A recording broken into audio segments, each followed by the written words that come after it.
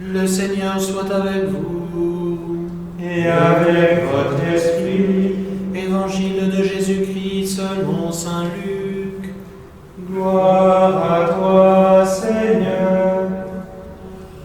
En ce temps-là, de grandes foules faisaient route avec Jésus.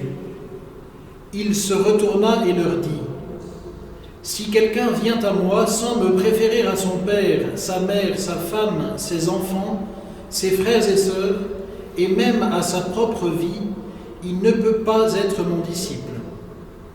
Celui qui ne porte pas sa croix pour marcher à ma suite ne peut pas être mon disciple.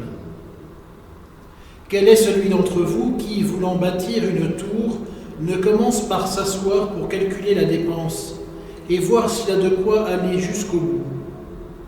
Car si jamais il pose les fondations et n'est pas capable d'achever, tous ceux qui le verront vont se moquer de lui. Voilà un homme qui a commencé à bâtir et n'a pas été capable d'achever. Et quel est le roi qui, partant en guerre contre un autre roi, ne commence par s'asseoir pour voir s'il peut, avec 10 000 hommes, affronter l'autre qui marche contre lui avec 20 000 ? S'il ne le peut pas, il envoie, pendant que l'autre est encore loin, une délégation pour demander les conditions de paix. Ainsi donc, celui d'entre vous qui ne renonce pas à tout ce qui lui appartient ne peut pas être mon disciple. Acclamons la parole de Dieu. Louange à toi, Seigneur Jésus.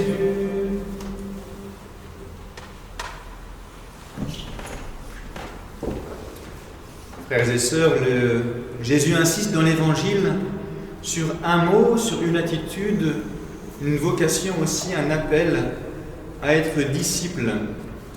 Toute cette description de l'Évangile est destinée à nous faire entendre un appel et une exigence à être disciple de Jésus. Si on préfère son père, sa mère, sa femme, ses enfants, son frère, sa sœur à Jésus, on ne peut pas être son disciple. Si on ne porte pas sa croix pour marcher à sa suite, on ne peut pas être son disciple. Et à la fin, si on ne renonce pas à tout ce qui nous appartient, on ne peut pas être son disciple. Jésus nous invite à considérer l'importance et l'exigence de l'appel que nous recevons tous de sa part à être son disciple, à être ses disciples. Ça veut dire être à son école, ça veut dire être à son écoute, ça veut dire être à sa suite. Ça veut dire aussi le préférer à tout, y compris des affections humaines bien légitimes, mais qui ne vont pas nous couper les uns des autres, mais au contraire peut-être rendre ces liens encore plus beaux et plus féconds, leur donner leur vrai sens, leur vraie vocation, leur vraie perspective. Nous sommes appelés à être disciples de Jésus et cela vaut la peine d'être entendu. Nous fêtons aujourd'hui Saint Charles Borromée. Saint Charles Borromée est l'évêque de Milan, en Italie, un peu après le Concile de Trente, donc au XVIe siècle.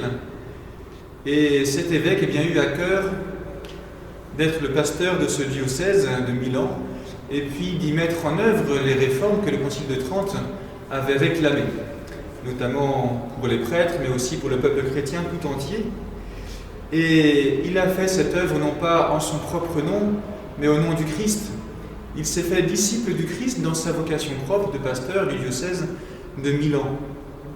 Si bien qu'il est parti dans cette entreprise un peu de construction, de réparation de l'Église.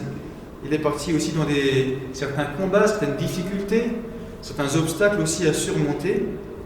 Ainsi, celui dans l'Évangile, comme Jésus le décrit, celui d'entre vous qui veut bâtir une tour commence d'abord par s'asseoir, calculer un peu la dépense et voir s'il a les moyens.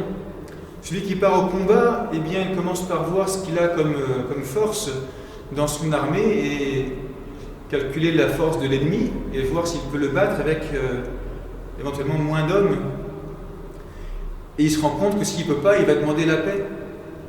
Le disciple de Jésus, lui aussi, il part pour construire quelque chose, pour se construire lui-même en Dieu, pour faire grandir le corps du Christ, l'Église.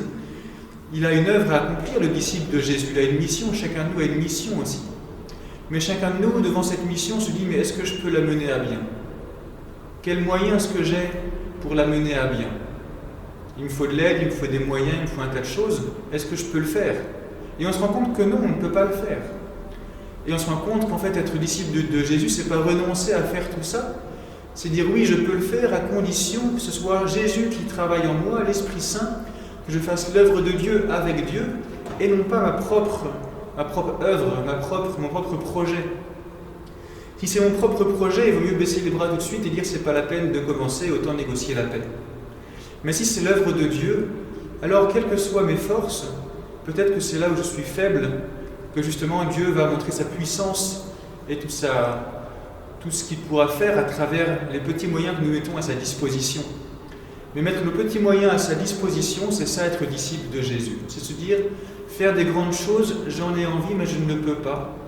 Mais j'en ai envie parce que ce désir vient de Dieu. Et ce désir, Dieu veut le combler en moi, mais à condition que je renonce à ce que j'ai, à mes petits moyens, que je lâche ce que j'aurais voulu mettre en œuvre par moi-même, pour que je mette en œuvre ce que Dieu veut que je mette en œuvre. Frères et sœurs, demandons dans notre prière aujourd'hui la grâce de vouloir être disciples de Jésus et pas de nous-mêmes, être disciples du bon pasteur, de celui qui nous conduit, qui nous enseigne le bon chemin, la bonne parole, et que nous puissions répondre à son appel de construire, éventuellement reconstruire le monde. On parle du monde d'après le Covid, on ne sait pas quand ce sera après le Covid, mais on parle du monde d'après déjà.